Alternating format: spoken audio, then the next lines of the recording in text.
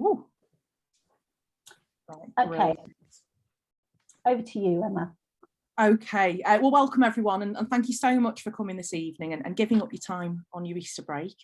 I hope it's going to be a thought-provoking session, and I'm intending to give you spaces throughout it to reflect with each other and share experiences and apply what we'll be talking about to how you might apply it in practice. We've got a number of the support team here tonight, so please do pop questions into the chat at any time and they'll give me a shove if I miss something.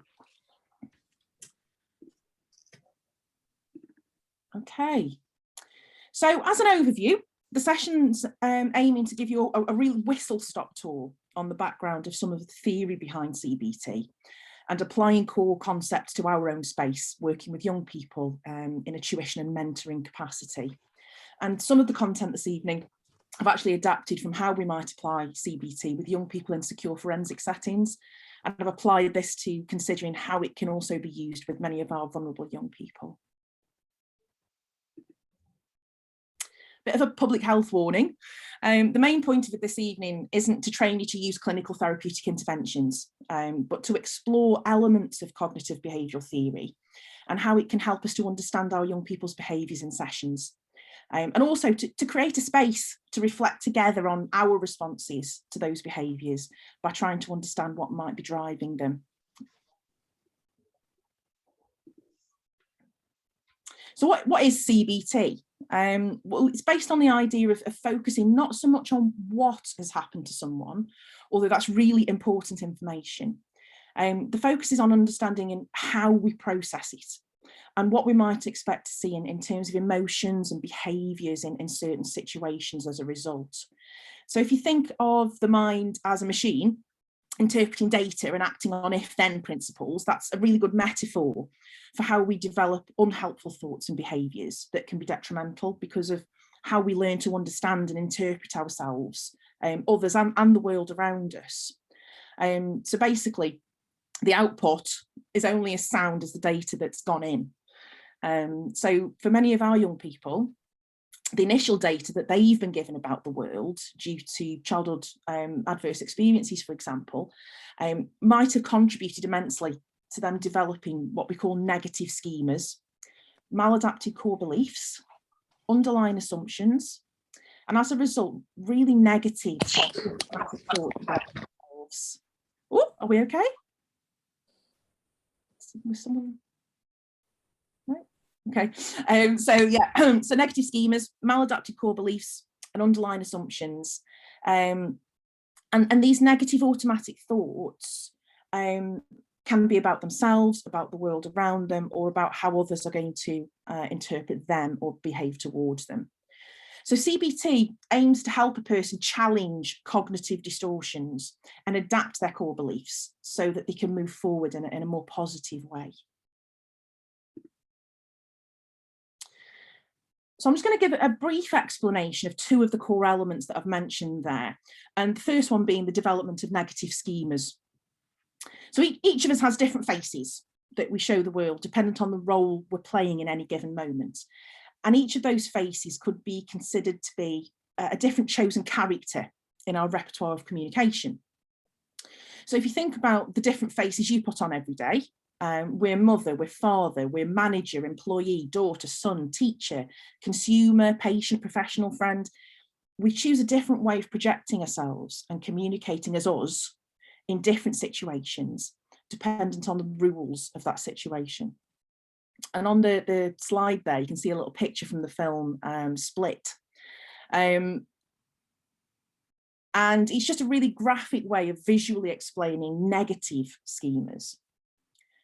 So I've popped up on there that an unconscious negative schema, they're those that we don't actively choose for ourselves, but that have been developed unconsciously. Now, obviously, I'm not suggesting that all our young people suffer from personality disorder, like Barry in the film, but I just wanted to highlight that negative schemas are the unconscious characters in our minds that feed us unhelpful negative thoughts about ourselves, others, and the world as a result of our lived experiences.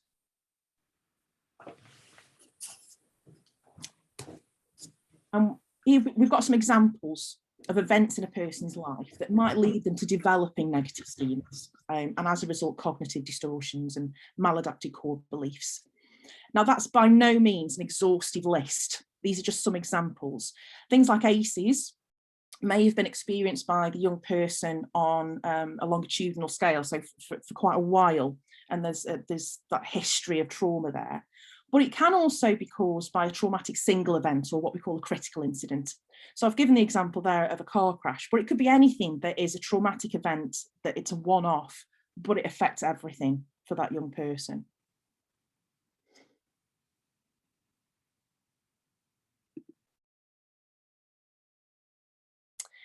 So what we've got here is an example of cognitive distortions. And what I'd like you to do is have a quick read through some of the unhelpful thinking patterns that are recognised as part of CBT theory, and have a think about whether you recognise any of these elements in the young people you work with. And I'm just going to give you a moment to have a quick read through that and just see if you can recognise any of those things from your work.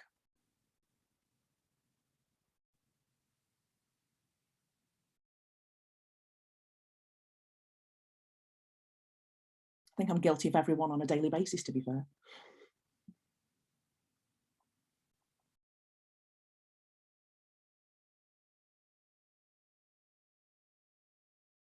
Okay, so just to make sure you're all still with me, we're going to have a little practical activity.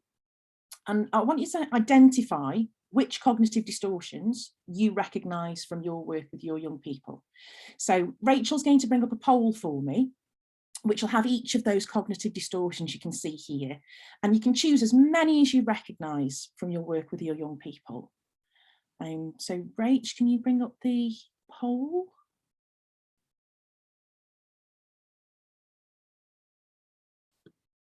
So we've got all 10 of them there.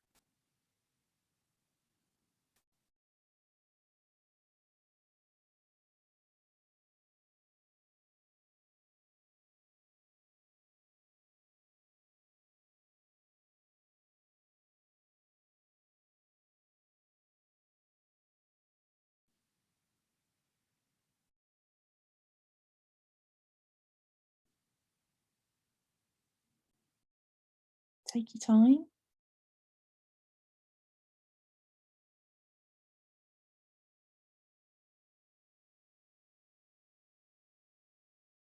So basically, just to recap there, that cognitive distortions are unhelpful thinking patterns.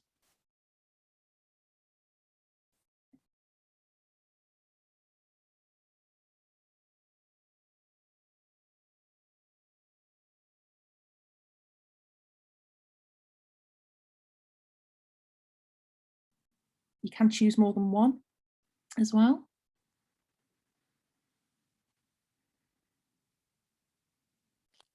Is it possible to have the poll back? Because I closed it to read the slide. Now I can't do it. Oh. Don't worry if not. Rach, is that possible? I'm not sure it is. If you go to the bottom of your screen, you might be able to find the poll and re-flick it up. I can't stop it from my end. Sorry. They are. That slide is on your handout as well that you were sent. If it's easier to have a look at it on hard copy.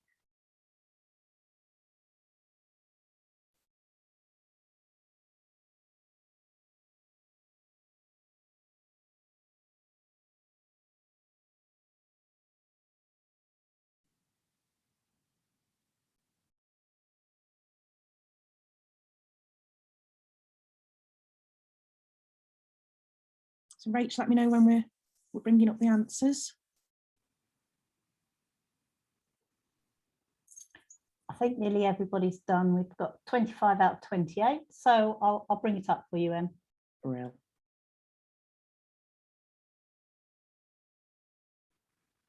Okay, so that's really interesting, and it's not unsurprising actually that we're all seeing quite a few of these cognitive distortions in our young people. What I'd like to do is actually open up the floor and give you space to actually reflect on those answers. So Rachel's going to unmute everyone for a minute so that we can all talk through the things that you've recognised and share some experiences.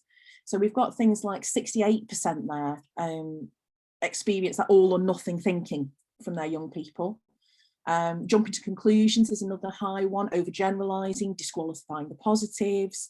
You know, we're seeing a lot of these things with our young people. So let's talk about that. When do you see these things? Can you give examples?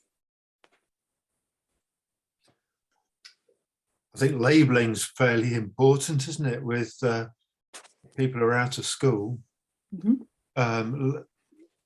I'm no good at maths and things like that is untruthful and very common. That's what I'd say. Yeah. And in terms of that, thinking about this idea of negative schemas and developing these negative automatic thoughts, in that situation, where do you think that comes from, perhaps? Memories and previous experiences, I suppose. Yeah, absolutely. I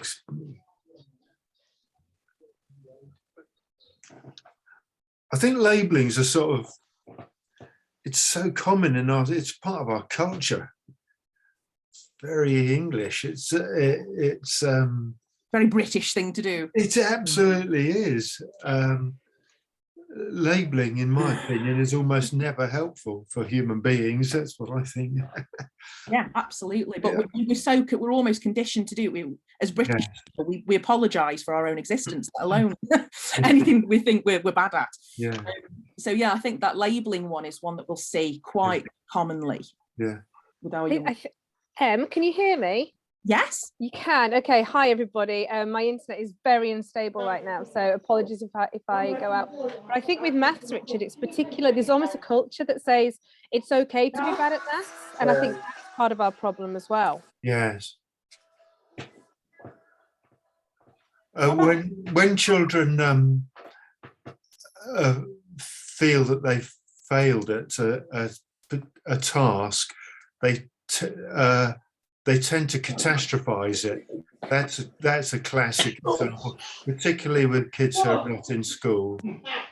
They tend to catastrophize and blow it out of proportion. So magnification's common with many children who are not in school. Another thing that goes along with that, I tend to find, is this personalization. You know, this is my fault, or this is your fault. Yeah. You know, you're not getting through because you're not teaching me the way I want to learn. It's something that you might hear, and it's not personal to you. It's that young person protecting themselves from these feelings that they're having themselves, and that's something that's really important to recognise when it happens. What about other people? What other things do we see in your work? Can I say something, Emma? Of course you can. Hi, hello everyone. I'm Catherine. Hello. I was going to say about the all or It's going to be nothing one of the busiest thinking. Easter weekends for a decade. Because weather seems to be set fair as well, they say. Sorry, Catherine. It's all right. Go on, carry on. With the all or nothing thinking, It was rather nice. I think that sometimes pupils, if They they want to be perfect, this idea of perfectionism paralyzes them. So it's very difficult for them to have a go because they're desperately keen to get everything right, and they've been not allowed to maybe take risks. And so it's really working through with them to almost give them a failure-free curriculum at the beginning, so that they can gradually achieve success and realize you can build on that. Otherwise they're paralyzed, they won't have a go because they're so frightened that it's not going to be perfect. And it's those mini wins, isn't it? It's building in mini wins. You know, you can recognise that all or nothing thinking is there quite quickly when you meet a young person. And just recognising that sometimes we can plan in, right, this young person needs mini wins. They need to know that they've achieved 2 or 3 times before, you know, even thinking about attacking something where they might make a mistake. And I think that's really important. It's a really valuable comment. Thank you, Catherine. Anybody else? Can I Can I jump on what Catherine said? I was nodding frantically, Catherine, as you were saying all of that. I also wanted to kind of mention, from a lot of the young people that I used to teach, that whole black or white approach, a lot of it was because grey did not sit well with them. You know, being in the grey area was not great because, like you're saying, Catherine, they didn't want to take risks. And if anything, we had to really support our young people to be in that position to feel safe within their learning. And also, like you're saying, just take that pressure away from it's either right or wrong. But for a lot of our young people, they want it to either be right or wrong, because that's where the security comes from, isn't it? So it's finding that balance of ensuring that they feel secure in their learning, but actually that security is there to enable them to be a little bit more flexible in their thinking. Can I come back in? I totally agree with you, Nikki. And I think sometimes the difficulty is that if they know that noise. Sorry, if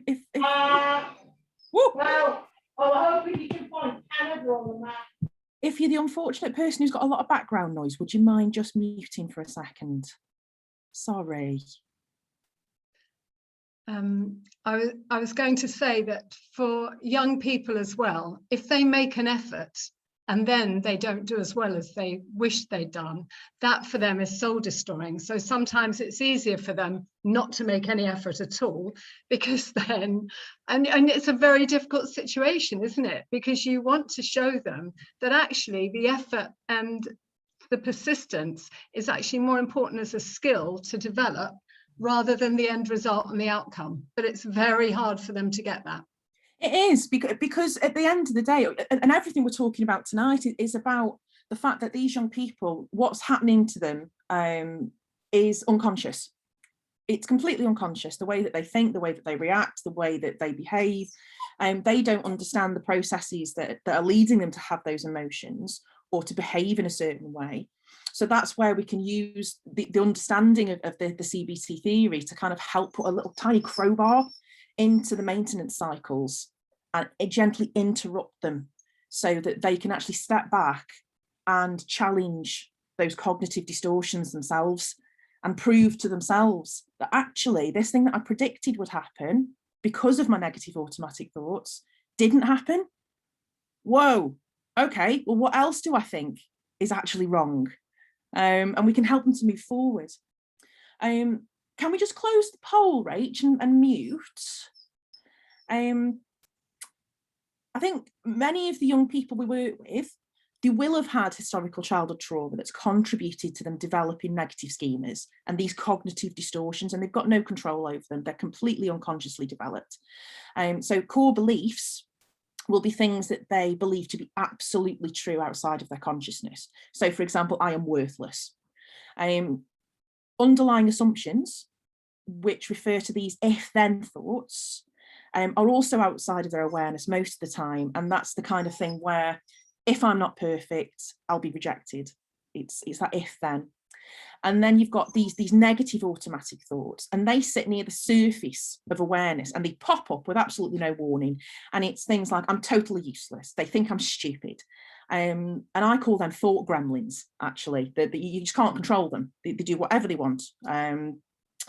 And one thing I would like to raise here on a reflective practice note is our use of language as shooters, and how this can feed into a young person's cognitive distortions and trigger a negative response. Because we can be accidentally guilty of using some of these elements to help correct mistakes or to refocus a student, for example, and we're only human. And if we haven't considered those language choices before, that's okay. So if I give you an example, a young person has completed a task and they've had a really, really good attempt. It was really hard. It took them ages, but they did manage it. And you take a look at the work and you say, well done, Bill.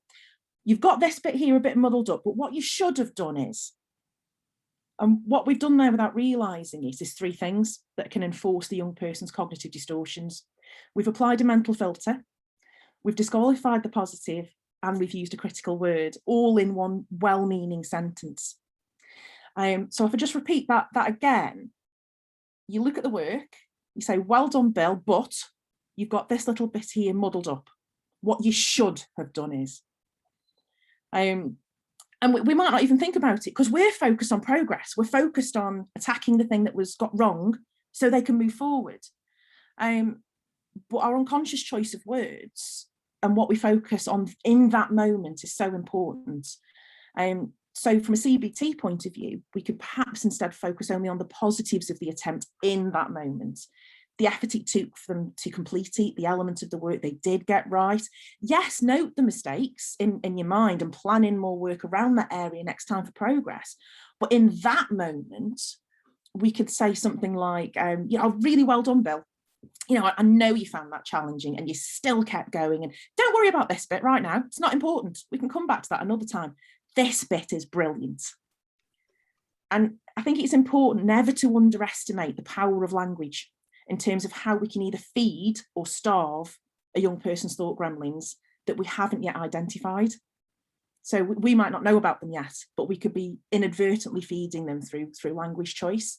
So it's a really good thing to keep going back to this slide every now and then and just thinking about how your language either feeds or starves those thought gremlins. So just a quick recap, because there's a lot of information there.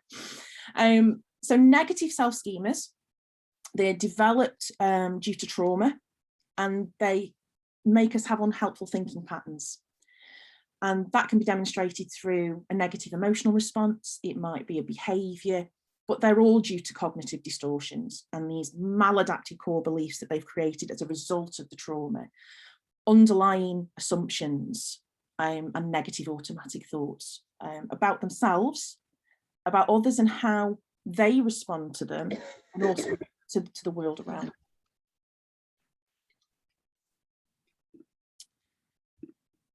Okay, so what I'd like to do here then is just give you 5 minutes to reset, have a look through your slides up to that point, because it's a lot of information.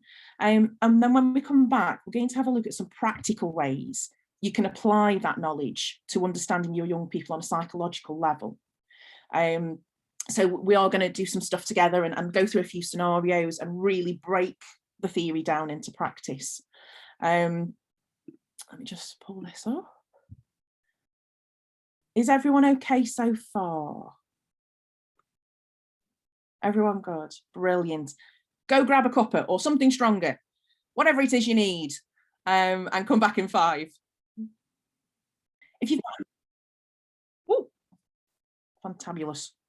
If you've got any questions at this point, pop them in the chat box and I'll do my best to answer them. If anyone's got any queries, questions, things they want me just to pop over again. Because I am aware that I sound like a textbook with arms occasionally. Oh, we've got things coming into the chat box.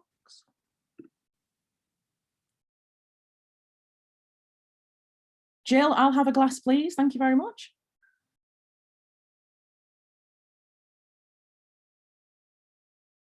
Okay. So we're going to move on. Oh, yes, indeed, a large one. So we're going to move on to part 2. And we're going to have a go applying some of these core concepts. So the hot cross bun, and I'm not referring to lovely baked Easter goods. This is the part where we're going to apply our understanding of how negative self-schemas and cognitive distortions might be affecting the way our young people respond to trigger situations. And together, we're going to look at 2 scenarios, and we're going to work together to create what we call a formulation of the problem the person is experiencing in that situation. So a trigger situation, if you like. And this includes identifying 4 things: thoughts, feelings, physiological responses, and behaviours.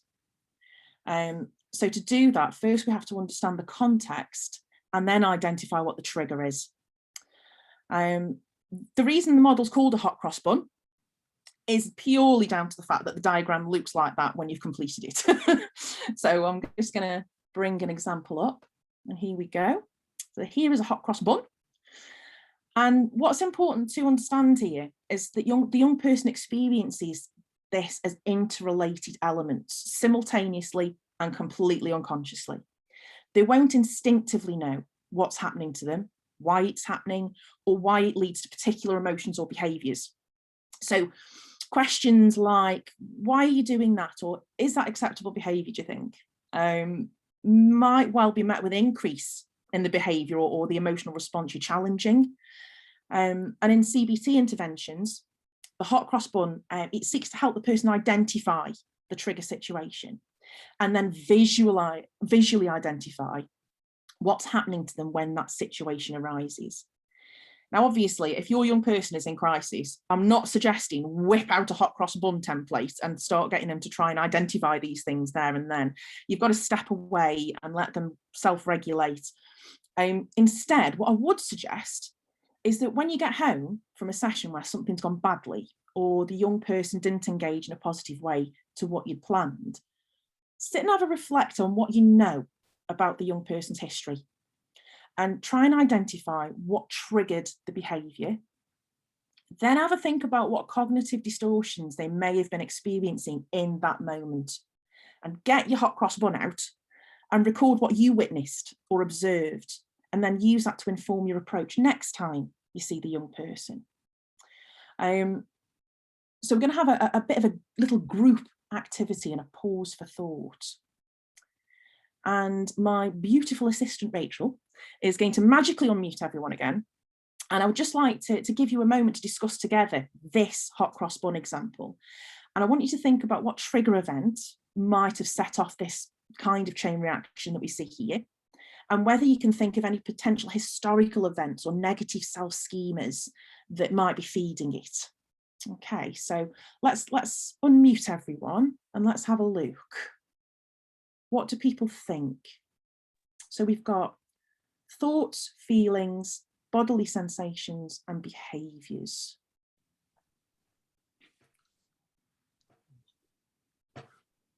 What do we think?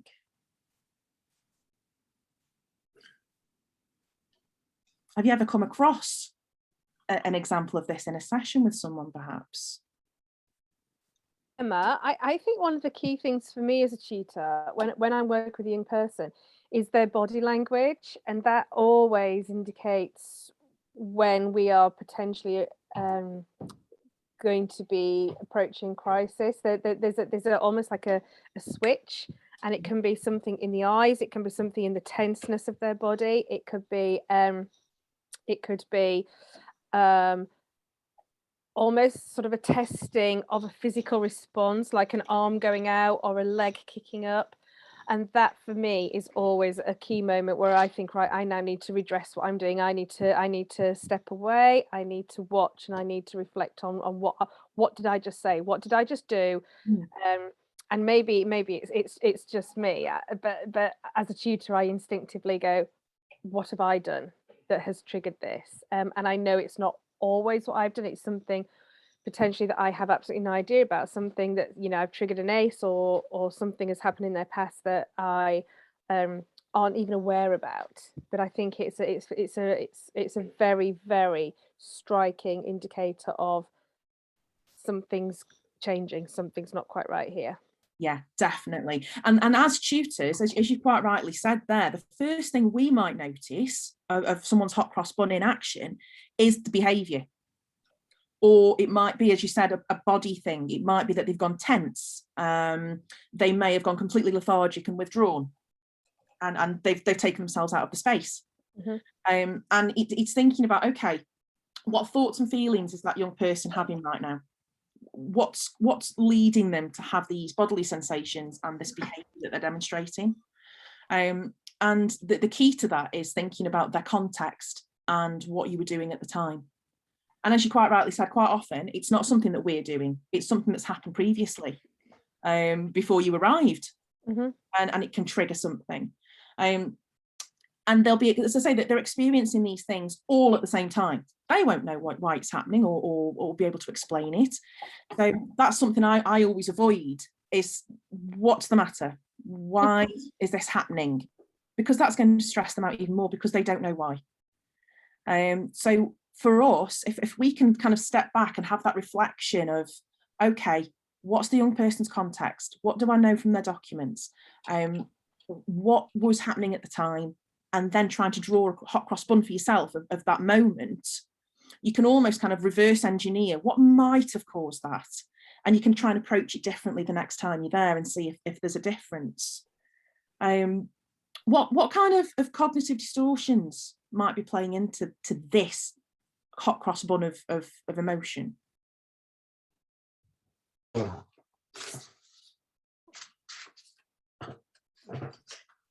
Well, nobody likes me, for example.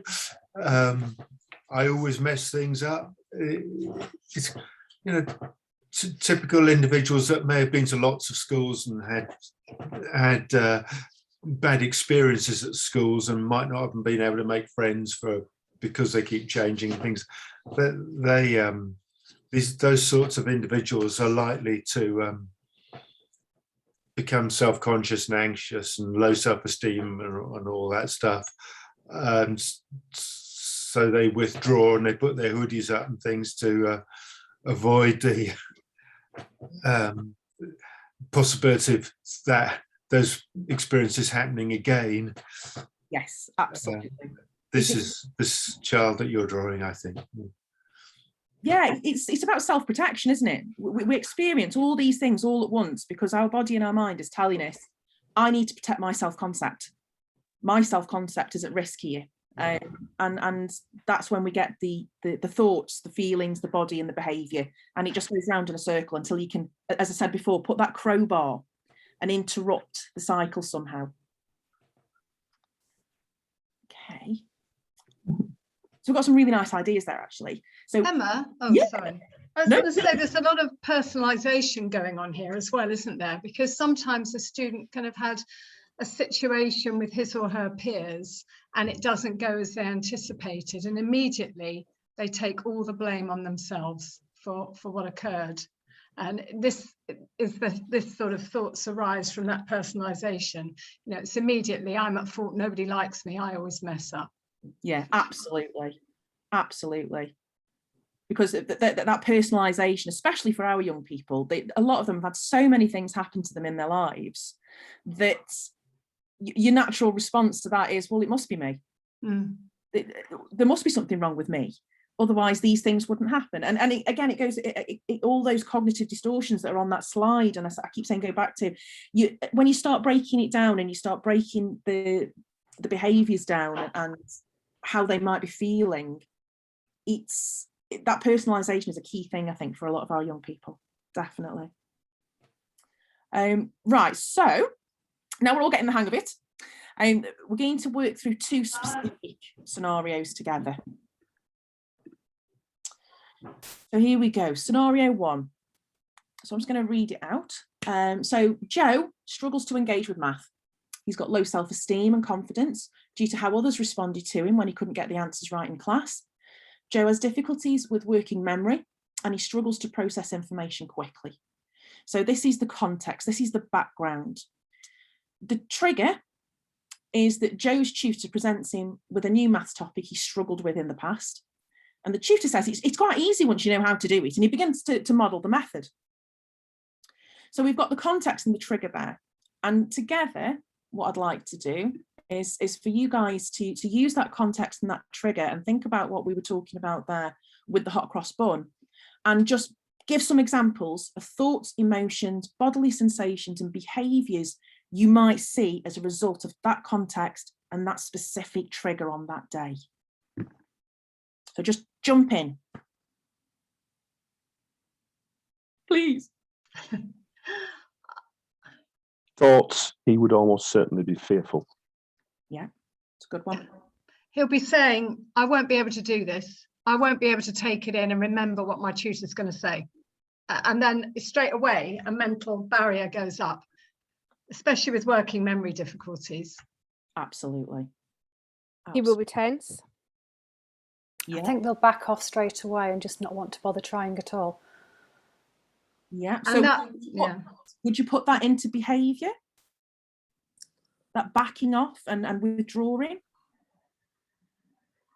Where would you put it? Try and make sure that because sometimes we can mix up things like emotions and thoughts, I think. And it's important to separate the two. because the negative automatic thoughts are linked to the emotions and the body and the behaviour.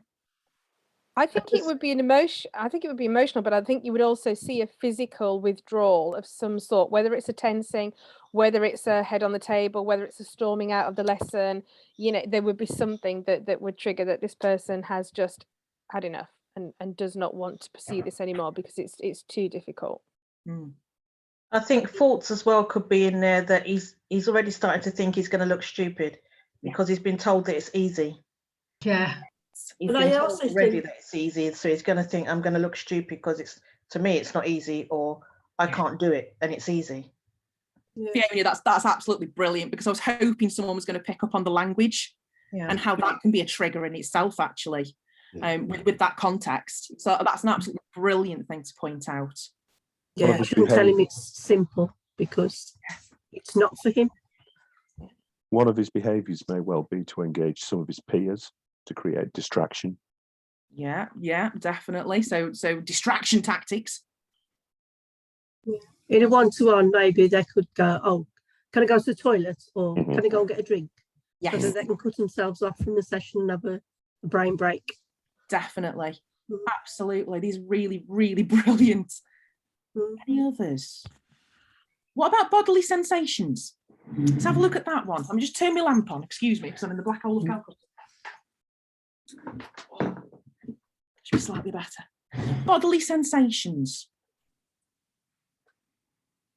So we've said Blushing, maybe. Say again, sorry? Blushing. Yeah, definitely. So an increased blood flow, blushing, ears going red. I think also I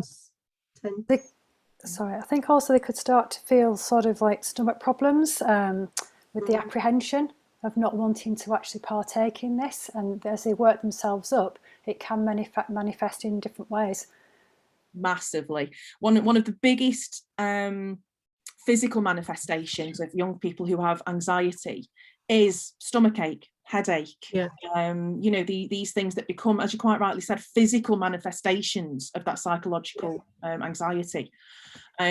So that's absolutely brilliant. There's so many things that you've all brought up there that will be happening to this young person instantaneously, and they're not separate, they are all linked. But being able to separate them just helps you to try and find that way in to kind of interrupt what that young person is experiencing. So some of the things I popped up, and you've said a lot of it there, actually. I'm useless in the thoughts. They're going to know I'm stupid. I'm thick. I won't understand it. They'll laugh at me. Because obviously in the context, it talks about the responses other people had to him when he couldn't get things right. Emotions, fear, anxiety, anger. Now with the anger, that might be directed at you, but it might also be directed at themselves. And young people who demonstrate self-harming behaviours such as headbanging, scratching,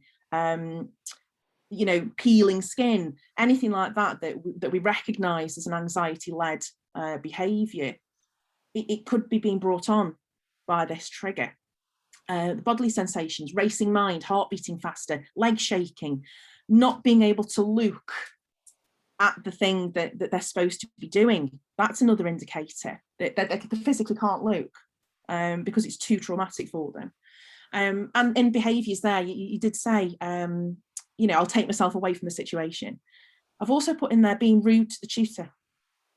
I'll just swear at the tutor and they'll go away because, adults don't like it when you swear at them. I'll rip the work. Yeah. Yeah. I'll rip that page out, and then that's physically taken that thing away. They can't make me do that because I've destroyed it. So all of those things together, when you look at the cycle, the maintenance cycle that's going on, and you take into consideration the context and what the trigger point might be, again, you can go back home that day and reflect and draw a hot cross bun and go, right, I think this is what happened there. I'm going to change this slightly next time, and I'm going to use this strategy instead. And it just helps you to try and build that toolbox. Okay, let's have a look at the second one. And this is more of a social, emotional, mental health one. And we're going to break the exercise down and have a read through this slide and break the context and the trigger down. And I'd like you to make some notes as an individual, actually, this time. I'm not going to be mean and make you all talk again for this one. So the context, Marjorie's 10. She's experienced a number of moves since being taken into care due to neglect. She hasn't stayed in one place for long, and she felt she was seen as a problem by the people in each care placement. She's learned not to trust people or get too close to them. So just take a minute to have a look at that context, and then have a think about the negative thoughts that she may have about herself, others, and the world around her as a result of that experience. I'm just going to give you a few minutes to have a think about that.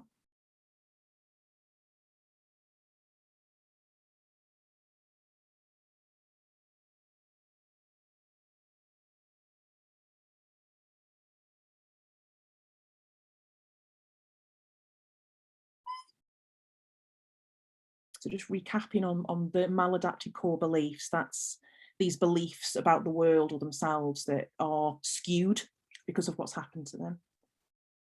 And your negative automatic thoughts are your thought gremlins, the ones that just you've got no control over, they just pop out.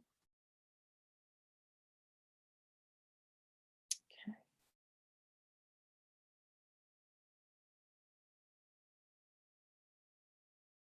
So that's the context. And now we're going to have a look at the trigger.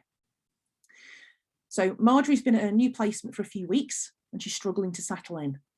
She's been out of school for a while due to all the moves, and she's been told the LA are sending a tutor to come and help her with English and maths. The tutor arrives and tries to be really friendly and seems really nice. And the first thing the tutor says is, "I want to know all about you."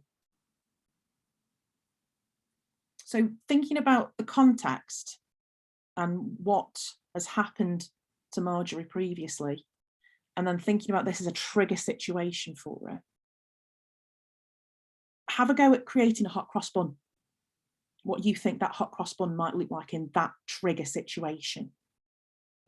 I'll pop that up there so that you've got the context, the trigger, and then the template.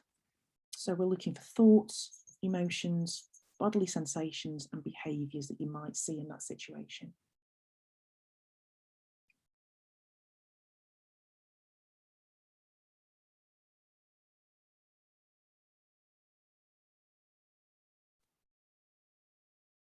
I think you have to be careful about putting people on the spot a bit.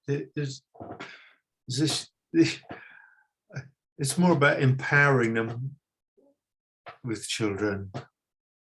They'll talk to you when they want to, because you're asking them a direct question that might bring up some prejudices that she's experienced before, maybe. And she said that she's learned not to trust people or get too close to them. So for someone to come in and say, "I want to know all about you," yeah, their thoughts might be, "No, you don't. You're not interested in me." Immediate block. Try to build up some trust over time. Yeah. I think it's overwhelming, isn't it? If someone said to me, "I want to know all about you," my response would be to back off very quickly.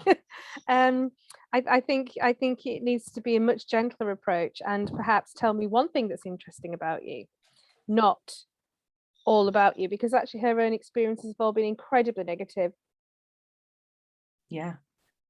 Yeah, I would never ask a child to tell me all about them at all, but I might play a game. So we're going to find out what we like so that I know how to support you in your learning, and you can pass if you want to, and we're going to take turns.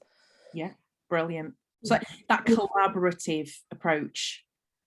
Yeah, I've got a little board game and you go around and it's favourite animal. What do you know about penguins? Favourite this, favourite that. So you can use that to plan the work so it's related to their interests as well, as much as possible. You can't always. Absolutely. And by doing all of those things that you've all said there, you're circumnavigating this particular trigger situation for. You're taking away that opportunity for them to actually not connect with you from the beginning, because it's like, no, you're not interested in me. No one's interested in me. I'm a problem kid. You'll be gone in a couple of weeks. you won't stick me out. All these negative automatic thoughts due to their underlying maladaptive core beliefs, just a phrase like that, even though it's like, I do actually want to know all about you, I want to know how to help you. We've got to kind of do it in a non-invasive way, haven't we, to avoid this pattern. So what kind of behaviours might you see in that trigger situation? I think the student is going to clam up and refuse to talk, because they could be very suspicious as well, and wonder why someone would want to know all about them, and is there some other motive behind that if they feel that they're really untrustworthy. Absolutely. I think you'll find with most kids, whether they've got a background or not, that first question would be why. Yeah. Someone, they're always going to ask you why. Yeah. Yeah. That first question. So yes, those emotions are going to be, they're just going to withdraw. Yeah. So, definitely. Yeah, that's a really poor choice of opening question for any child. But it's easy to do because we're human. Yeah. Yeah. You know, yeah, it's easy. Yeah. When you're working with kids, you know that word why, we get it a lot. Yeah, yeah. Even if, let's do this exercise, why? Yeah. And they're the best people for Socrative thinking ever. Why? Yeah. Why? Yeah. And again, it's that protection mechanism. Because if I ask you a question that's going to stump you, you'll stop asking me the question that I don't want you to ask. So that's absolutely brilliant. I mean, behaviours, someone mentioned there about clamming up. But again, they might just absent themselves from the room. It's like, I'm not even bothering with you. I'm not engaging. I'm not coming out of my room. All these things that you're picking up, and it's all from knowing the context and then what might trigger it, and then thinking about how that might look if you do trigger it. So that's absolutely brilliant. And you actually did this before I asked you to, which was fantastic. So top marks for everybody. Was there anything else with that one that people wanted to share at all? I'm not going to go back, because then I'll lose the presentation and I shall have a heart attack.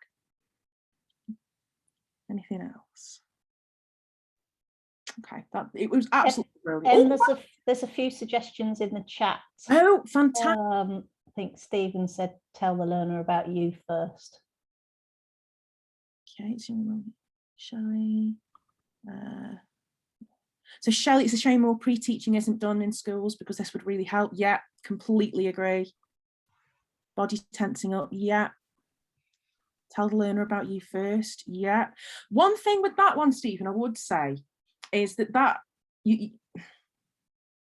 can be a trigger in itself of see, I knew you weren't interested in me at all. You just want to talk about yourself.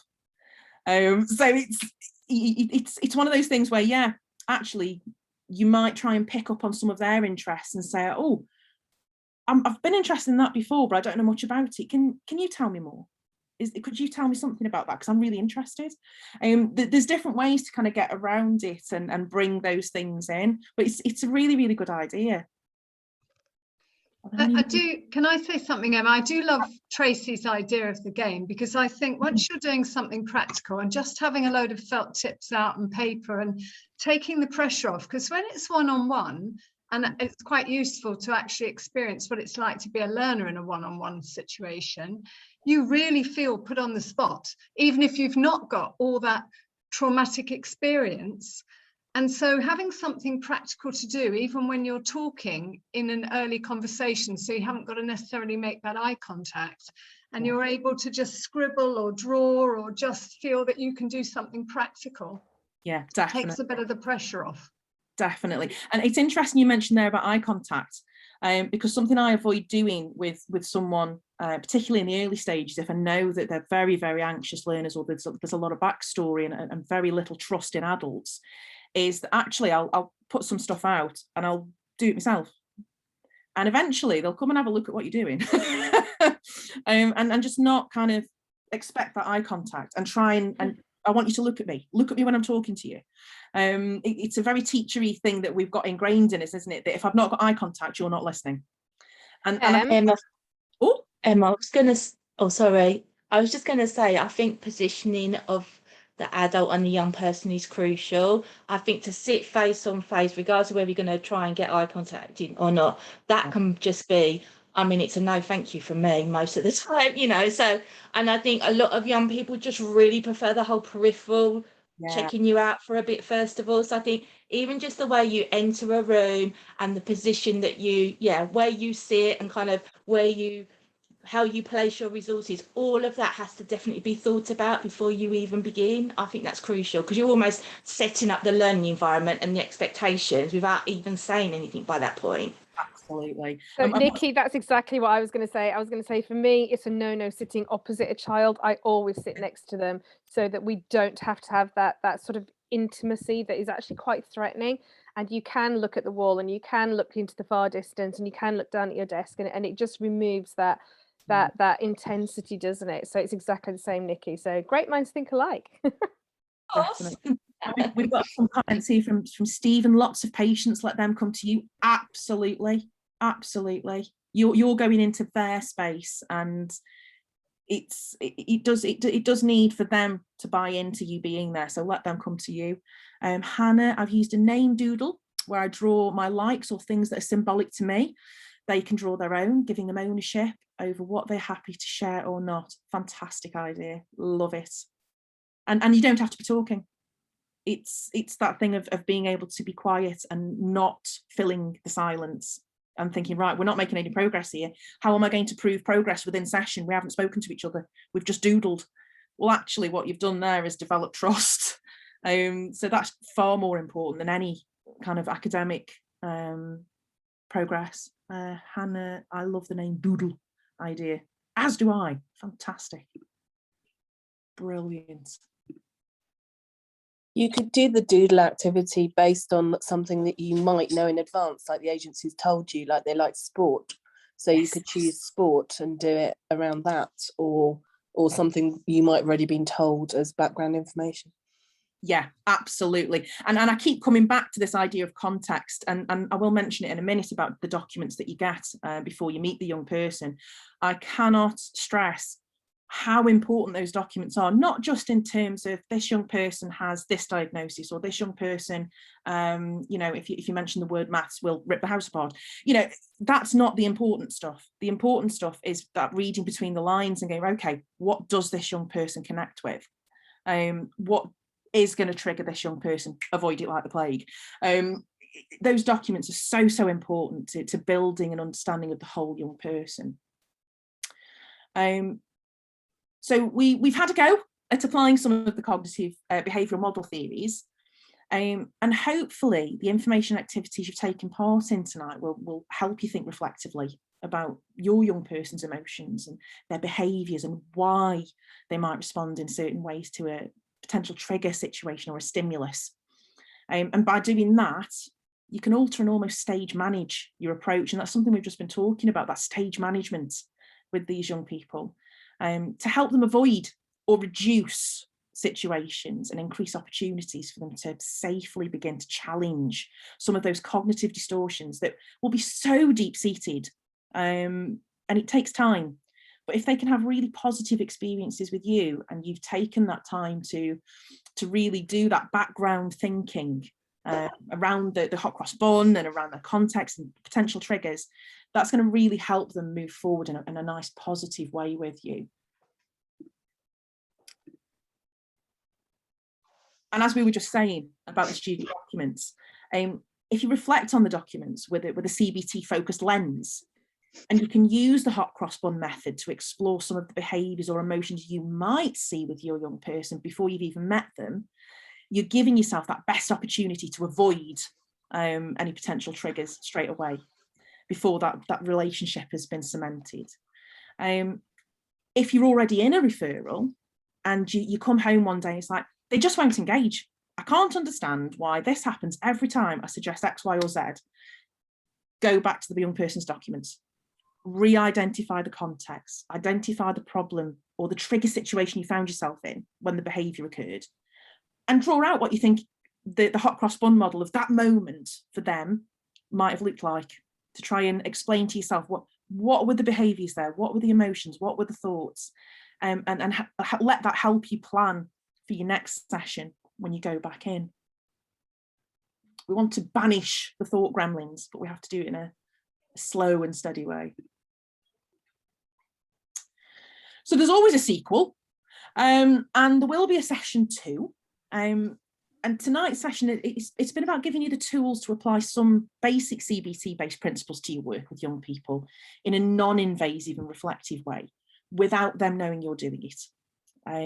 So the second session I'm going to be running is going to be looking at developing some of the tools that you can help your young people actively challenge some of the problems they're facing with their engagement with learning, by working with them collaboratively using CBT-based activities.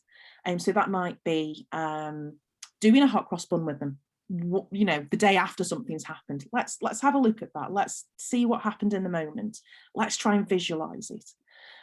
It might lead on to actually challenging their negative thoughts and predictions by using the courtroom technique, which is where you look at evidence for and against a prediction that they've made being true and challenging that. And then that can lead to thought challenging exercises and behavioural experiments. Okay, well, you think this is what's going to happen if you do this, or you engage in this. Let's have a go and see if it was as bad as you thought. But you've got to have a really, really cemented relationship with the young person to be able to even go there. So the second session that I'm going to run is going to be about that, and actively challenging some of the problems they face when engaging in learning collaboratively. And I hope some of you might be interested in coming to that one. I haven't bored you to death this evening. I can't thank you enough for joining in, and a lot of the comments that you've made have been so intuitive, which is really, really lovely to see. So key messages to take away. All behaviour is communication, whether that's physical behaviour, emotional behaviour, non-verbal communication. It's all communication that can tell you something about what a young person may be experiencing during a problem situation. Young people's behaviours are not personalised towards us as tutors. They're about protecting themselves and their self-concept. This is an important one. Although we can try and understand the drivers behind the behaviour, we shouldn't be trying to fix them. We can't fix them. The only person that can fix them is them. And we need to get them to a space where they feel safe enough to start challenging some of these negative thoughts and maladaptive core beliefs so they can fix themselves.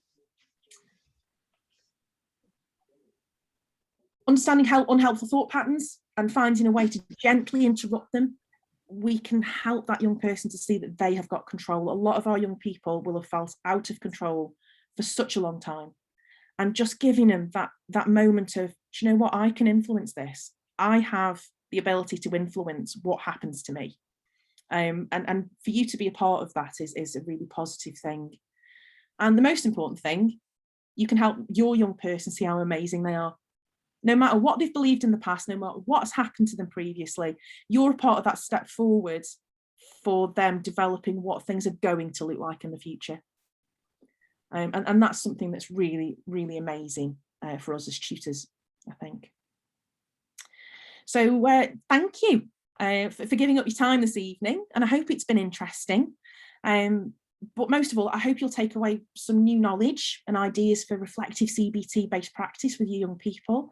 I'm going to stay behind for a few minutes now in case anyone would like a quick chat, or if not, you know, take care, have a fantastic Easter, eat as much chocolate as you can possibly fit into yourself. And thank you. I'll just pop up the final slide, which has got some references on and some further reading and resources there that are quite useful if you are interested in the subject. So thank you. Thanks ever so much, everyone.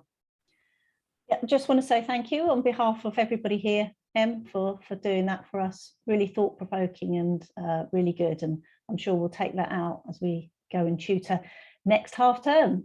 We're looking forward to the second part. So thank you ever so much. And thank you everybody for giving up your evening.